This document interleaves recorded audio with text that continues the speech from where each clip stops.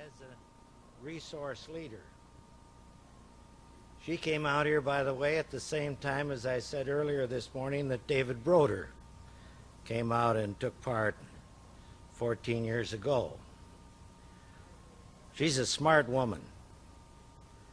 Phi Beta Kappa at Duke University, leader in her law school at Harvard, picked by Time magazine as one of the outstanding women in America today, who went on to serve in the Department of Health, Education, and Welfare. And then on the election of President Reagan to the White House in 1980, he asked her to come to the White House to handle all public liaison with business, with labor,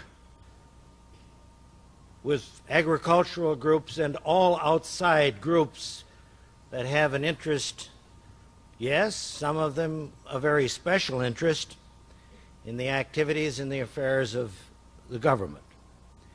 And she served as the liaison person for the President of the United States until 1983, when President Reagan asked her to take over the very important responsibilities of Secretary of Transportation. She is doing an outstanding job. She works 18 hours, sometimes 20 hours a day. She is a dedicated public servant. She has brought great honor upon the profession, the legal profession of which she is a member. But she also has distinguished herself as a strong voice for women and what women can accomplish in government. And I think it's fitting and proper that we have her keynote this luncheon of the Laird Youth Leadership meeting. I'd like to present to you the Honorable Elizabeth Hanford Dole. Liddy Dole, it's yours.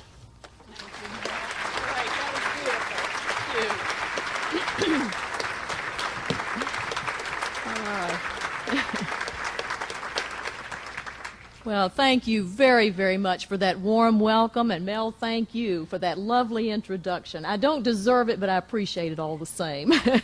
And what a joy it is to be with you in Stevens Point this afternoon, and to have an opportunity to come back after a number of years and to see some old friends and make a lot of new ones too. And I've certainly been looking forward to this opportunity.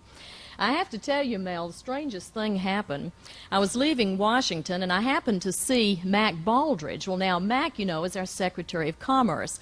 And he said, Elizabeth, he said, we do this, not only the national census, but we do a small business census, census of agriculture. And he said, we just sent out some forms for a small business census. And we got a very interesting response from a gentleman down in your home state of North Carolina. He said the first question on the form was, list number of employees, broken by age and sex. And the answer came back, none. But alcoholism is a real problem for us. I just have to share that because if there's anyone in this audience who thought we had not reached a point of excessive federal regulation, perhaps that illustrates the point. And that is one of the subjects that I would like to talk with you about for a few moments today. But you know, there are very few people who have had as distinguished a career in public service as Mel Laird.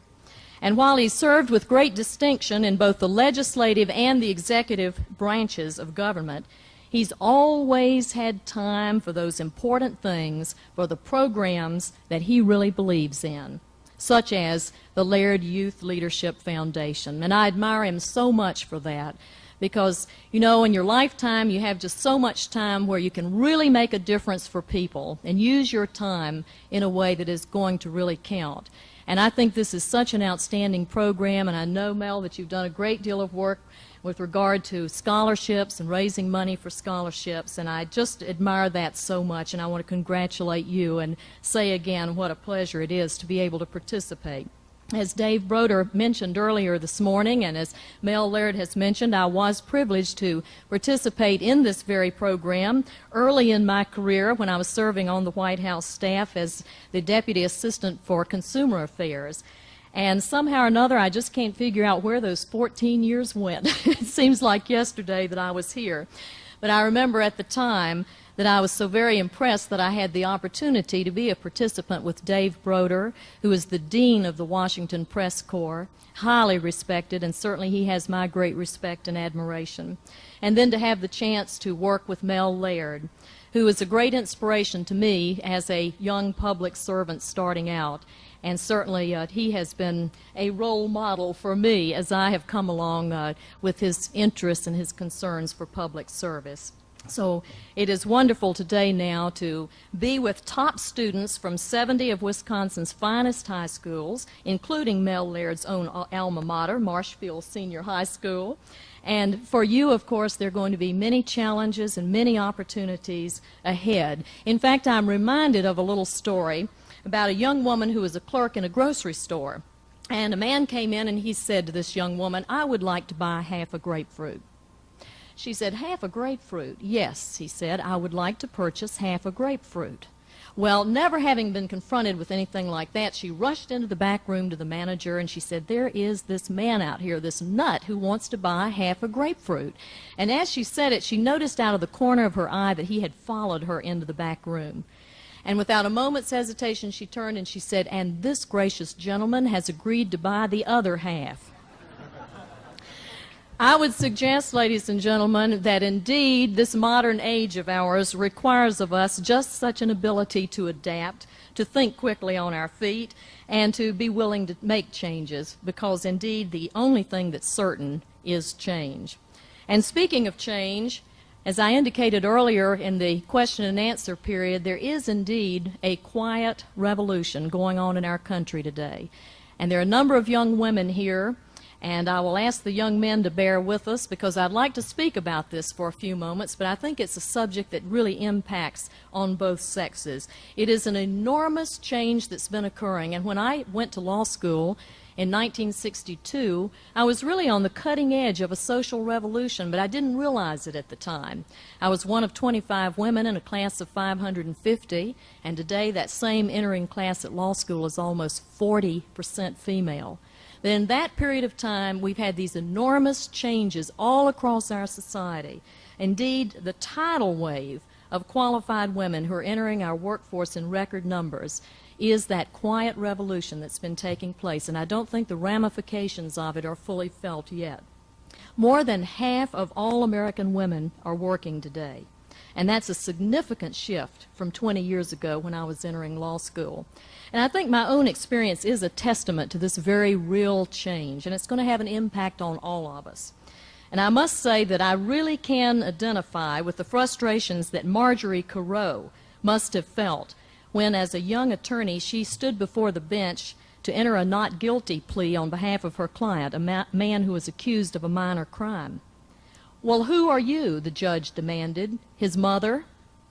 Today, Marjorie Carreau is a partner in a New York law firm, and she's a former president of the Women's Bar Association of the state of New York. And I can identify, too, with Sandra Day O'Connor, who, upon completing law school in the 50s, was offered a job as a legal secretary, and, of course, went on to break the type and to become the first woman appointed to the United States Supreme Court. And I remember vividly that first day at Harvard Law School. I was just back up there over the weekend for my 20th class reunion. By the way, I made the mistake of running for class secretary thinking it was just a 5-year assignment. I kept waiting 5 years later for elections. No, it's a lifetime job. So I was back as the class secretary, and it really brought back memories of that first day when I walked into law school, one of 25 women, a class of 550, and I was literally accosted by one of my male classmates on that first day who demanded to know what I was doing there. And I can still hear him as if it was yesterday. "Don't you realize," he said in tones that can only be described as moral outrage, "don't you realize that there are men who would give their right arm to be in this law school, men who would use their legal education?" Of course, the implication was that I was taking the place of a man. And come to think of it, some may have thought the same thing when I was appointed Secretary of Transportation. A lot of changes have occurred, but we have not reached the millennium. But that's interesting. You know, that particular man who made that statement is in Washington. And I've used this example occasionally because I think it's sort of a good one to illustrate just how much our society is changing. And all of my male classmates in Washington are getting very nervous coming up and saying, Elizabeth, I'm not the one who said that, am I? But today, amazing statistics, 66% of women with children between the ages of 6 and 17 are working. Amazing. The number of women who have children under the age of 6 and who are working today, 46% of them. And women who've received their master's in business administration degrees has soared by nearly 2,400% just in the last decade. So you can see what's happening all across our society. Yes, much has changed since then, and I think the impact of the changes is tremendous. More of the same is in store. For as our economy evolves from its traditional reliance on smokestack industries, and as we come to the place where we put our faith in services and communications and managerial skills, then women who were previously barred from steel mills and auto factories will find themselves in ever greater demand.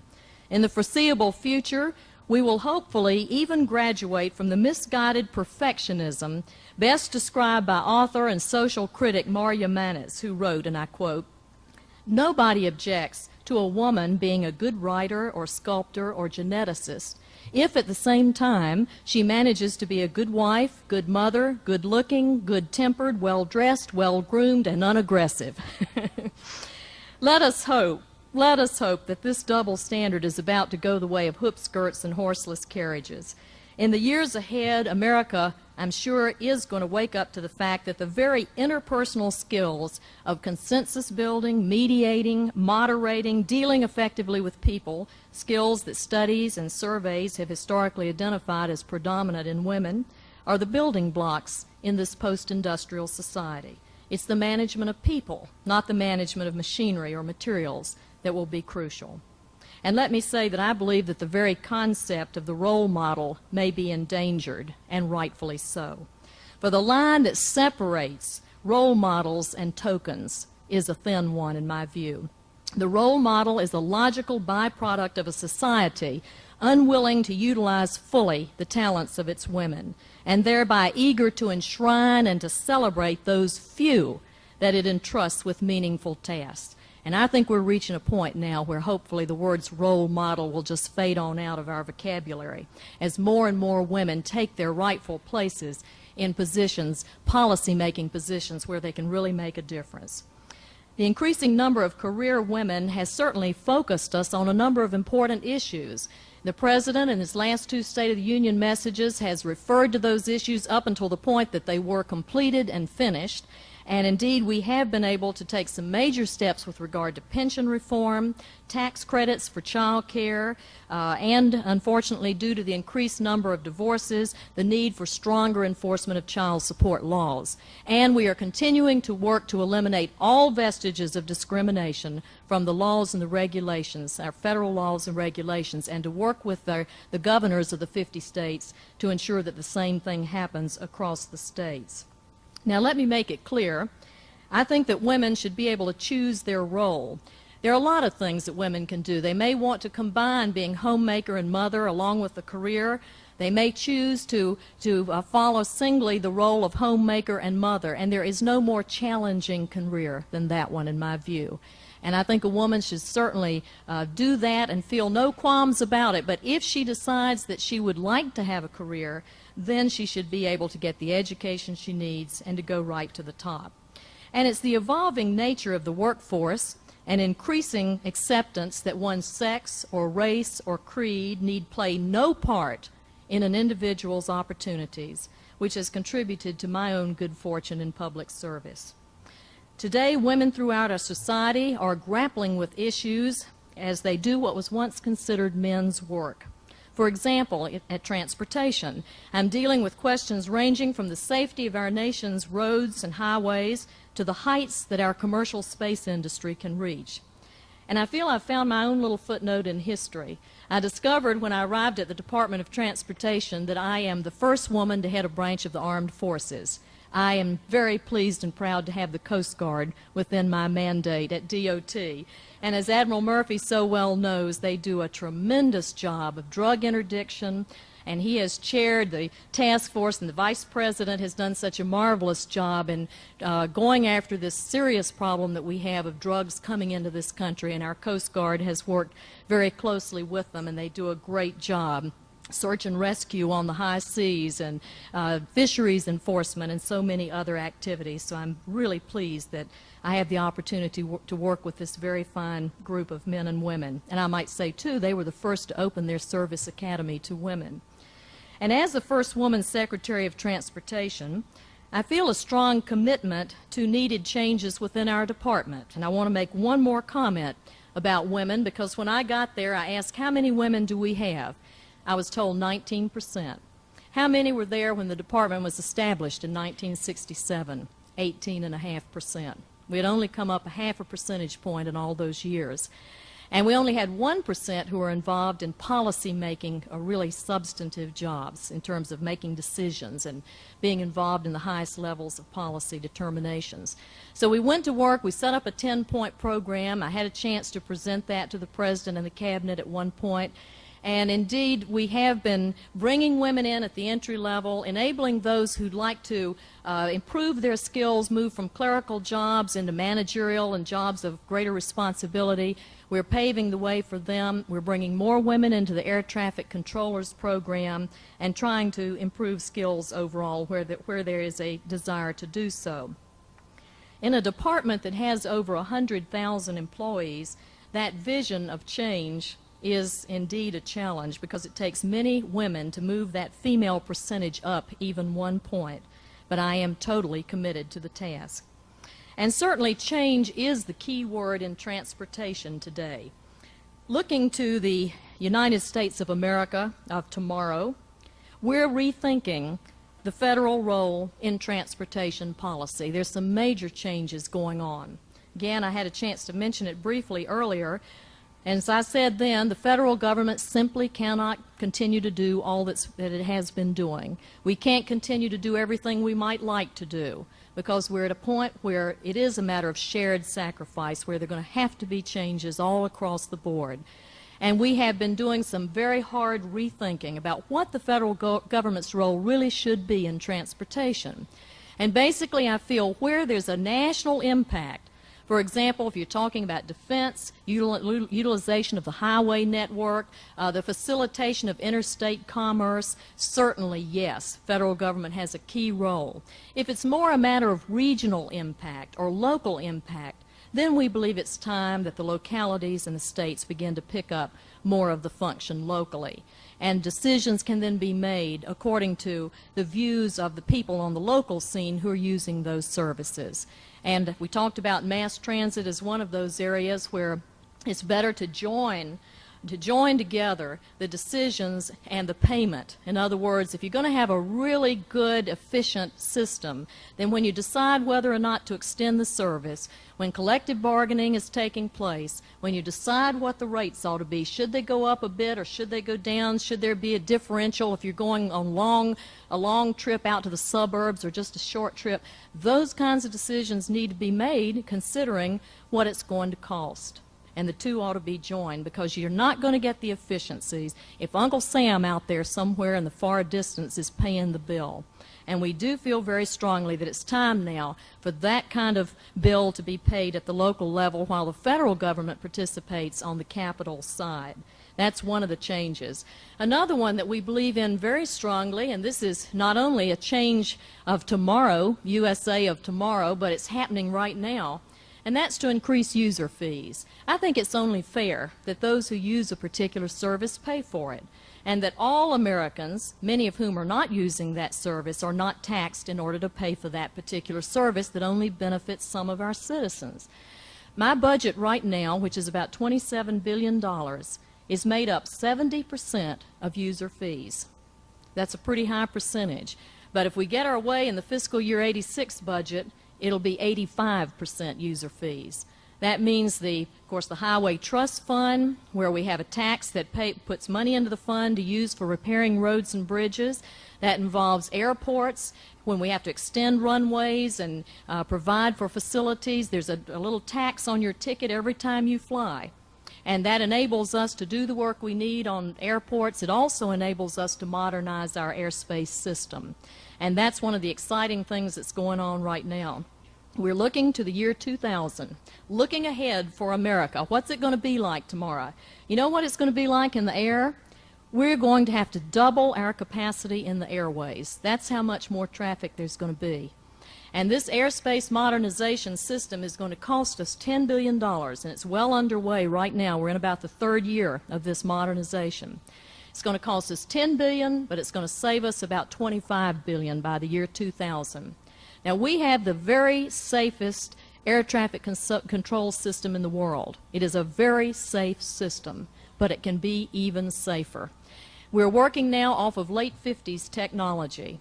And as we bring on these new initiatives, microwave landing systems and other automation, going to the highest levels of automation, we will be able to double our capacity in the airway, and also we will be able to have new safety initiatives to make a safe system even safer. Transportation, by the way, is an $800 billion industry. Isn't that an incredible figure? $800 billion. That's just how important this sector of our economy is. And of course, my responsibilities at DOT cover everything that moves. As a matter of fact, we're even evolving right now, and we hope to have it ready soon, a bicycle policy. We've had requests for a bicycle policy, and that indeed comes under my jurisdiction. But the current budget debates, of course, do include Amtrak as well. We touched on that this morning. The fact that it is only about 1% of inner-city travel shows you why it has to be on the list of issues that are debated and discussed where cuts may take place. And I'm convinced that if we really be creative, be thoughtful, if there's a demand for that service, if people want it enough, then they're going to step up and help to find ways to keep it going. But right now, nobody wants to talk about alternatives because they're still hoping old Uncle Sam's going to continue to put in that $700 million every year. But if once it looks like it's not going to continue, I think we're going to see state and local officials and rail passenger groups and others coming forward to say, okay, let's sit down and look at what options there are and how we might figure out some ways to keep that service going if we really want it. Now let me talk for just a moment about another very important change of the future, and that is deregulation of all of our modes of transportation. Some of this is already pretty well accomplished. There's more yet to come. It's interesting, when I was on the Federal Trade Commission, we were the first in government to speak out for deregulation, that there was excessive federal regulation. That was back in the early 70s. And it's sort of interesting to me now to be full cycle, to be at the department now as we are sort of winding up some of the things that we were speaking about early on there in the 70s. I remember that we looked at our own FTC regulations, and we thought we better put our own house in order before we began to intervene before the Interstate Commerce Commission and the Civil Aeronautics Board and others to promote more competition in the market rather than more regulation. And we looked at our own regulations. We found 145 that were no longer serving the public interest. Do you know some of them were even regulating industries that no longer existed? We had the regulations, but the industries were gone. So we rescinded 145 regulations, and then we went out to intervene before these other bodies to promote head-to-head competition in the marketplace. Because when you get that kind of competition, what you get is better quality goods, more innovative choices, lower rates for shippers, lower prices for consumers, and overall a much healthier marketplace. That's what we started doing. And we have just presided over the demise of the Civil Aeronautics Board. That's the first agency in 40 years to be shut down. First one. And the residual functions, which are no longer really needed, most of the functions, because we've deregulated the airline industry, but the residual functions came to the Department of Transportation, and among them was consumer protection. So here I am back in my old role again as a consumer advocate. But on January 1, when those functions began at the Department of Transportation, consumer functions, Guess who lost her luggage coming back from Miami to Washington? Elizabeth Dole. And I had nobody to complain to but myself, because the Secretary of Transportation is the one that you call on lost luggage now that the CAB is gone.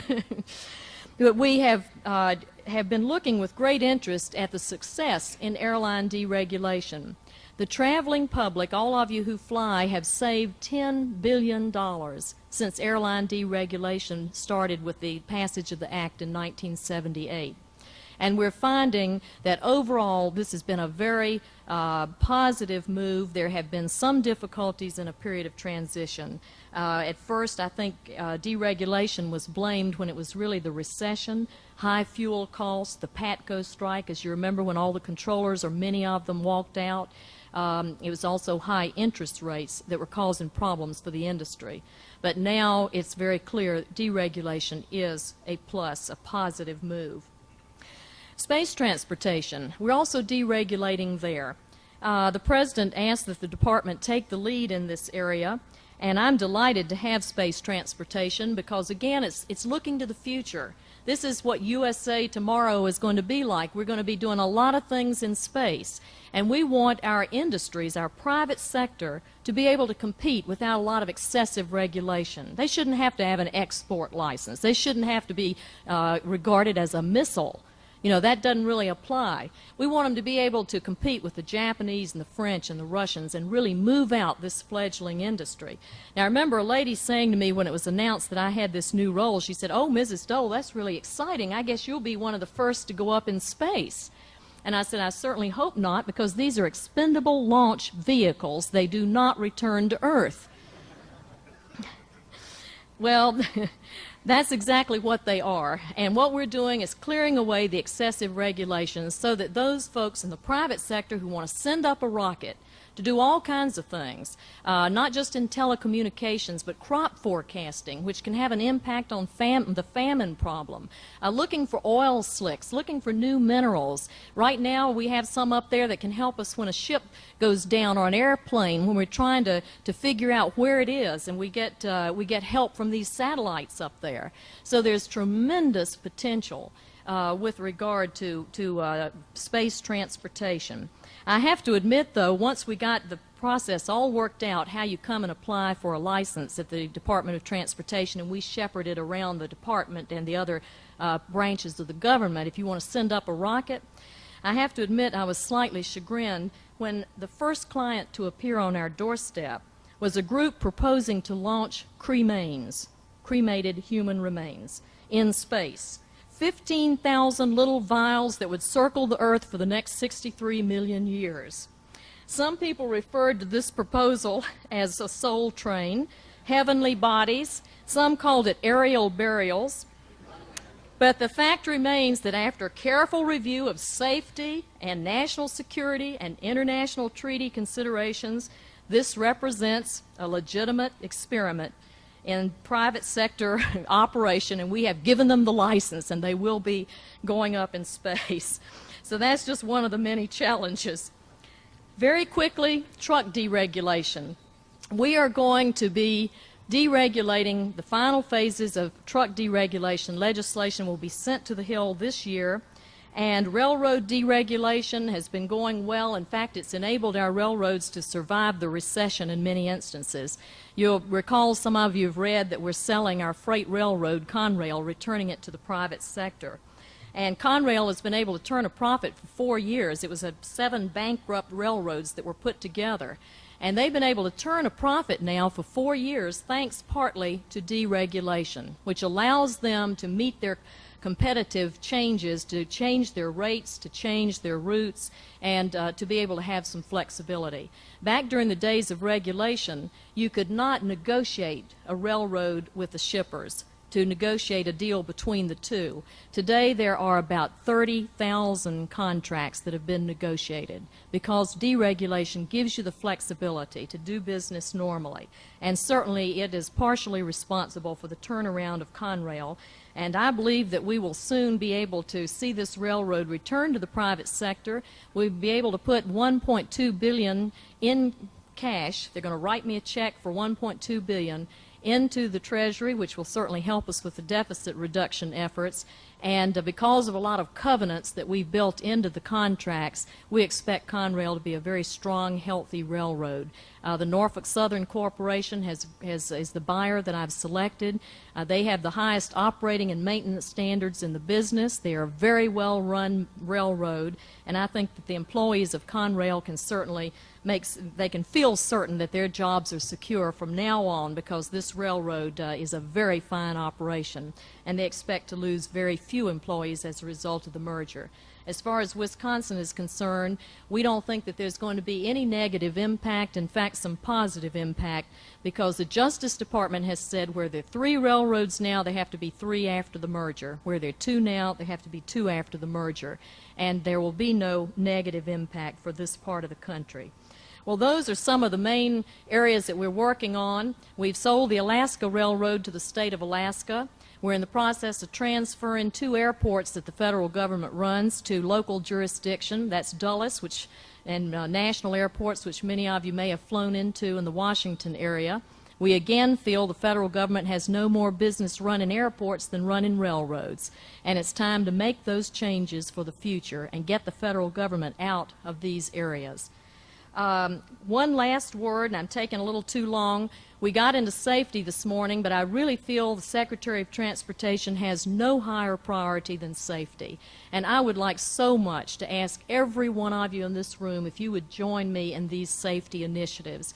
Because one of the great joys of public service is the chance to make a difference for people. That what you've done that day really makes a little difference for somebody. And when you have a chance to save lives and prevent crippling, disabling injuries, it really is something that makes it all very worthwhile. I would like to urge you to help us, because 92% of the fatalities are on the highways. And when you look at the highways, there are really 3 things that can be done. One is repair the roads and bridges, and we have double the amount of money going into the repair of our infrastructure. Another is the design of the vehicle itself. And just as an example of what we're doing there, you'll find on all new cars starting this September a little light at the base of the rear window. That light is very cost effective. It only costs $7 or $8, and it's been tested on taxi fleets and bus fleets in New York and police fleets, and we find that it's going to eliminate approximately 900,000 accidents a year, because you can't see the tail lights in a line of traffic that's stacked up, and all these rear-end crashes cost about $500 million in property damage every year. So that little light, which will be required starting September, is going to be very cost-effective regulation in my view, and save us a lot of injuries. We have also, of course, focused on the behavior of the driver, and that means going after the drunk driving problem. Michael Jackson has been a great help to us. He gave us the song, his hit song, Beat It, the rights to the song, which is several $1 million worth that he gave to the government. And that has produced, with his music in the background, I think one of the most effective public service ads I have ever seen on drinking and driving. But more than anything else, we need students who are willing to stand up and be counted on this issue, and to speak out about the tragedies of drinking and driving, and make sure that neither you nor your friends let that happen. And I just really would appreciate anything you can do. I know that you have a number of projects going with graduation coming up to have alcohol-free graduation parties. And indeed, just being able to say to a friend, let's call somebody to take you home or whatever, we can prevent so many fatalities if we really go after this problem wholeheartedly. We've discussed seat belts. They are the best, certainly the best defense against the drunk driver. So again, I would just urge you to help us on this. And I hope that many people in this audience today will decide ultimately to follow in this tradition of public service. It won't make you a millionaire, that's for sure, but it sure will give you a lot of satisfaction in having an opportunity to make a difference for people. A few years ago in Newport Beach, California, there were some lovely beachfront homes that were threatened by abnormally high tide and heavy surf. And these homes were in danger of being totally destroyed. And all through a very cold night, there were a number of people out there filling up sandbags and trying to pack them along the wall there to keep the heavy surf from coming in. And a newspaper reporter, or TV person I believe it was, came out in the evening, and he got one of the young men who just had on wet bathing trunks, and he said to him, you know, you've been here all day and all night, and it's really cold out here. He said, do you live in one of these homes? The young man said, no, I don't. And he said, well, what is it? Why are you and your friends out here? Why do you care so much that you've been working day and night, and it's cold and it's wet and all? And the young man thought a minute, and he said, you know, I guess it's because it's the first time we ever felt that we were needed. That story just says an awful lot to me. Everyone in this room is really needed, and we would appreciate so much your help. There are no limits on the creativity or the talent of one man or one woman who's fired with an ideal or filled with the knowledge that they too are needed. One of the greatest Americans was a woman who knew much adversity, yet one whose spirit and example inspired millions. Her name was Helen Keller, and she summed up her philosophy of life in a single sentence.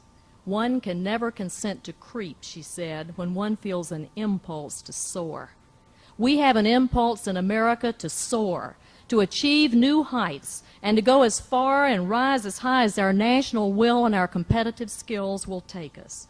And as I said, I hope that many of you in this audience will join us in public service.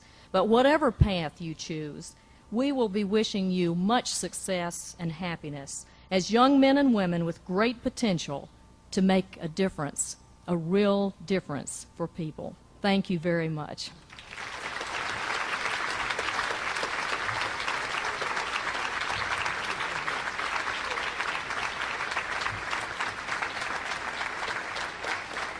Thank you very much, Secretary Dole. That was certainly a fine message. You know, there are a lot of people here that should be introduced. There's so many people that have made these days possible. It's wonderful that someone like Secretary Dole would come out and spend the day with us, but there are a lot of other people here that have a long history with this organization, and I'd like to. It wasn't so long ago that a good friend of mine in the Congress, Bill Steiger, was here at Laird Youth Leadership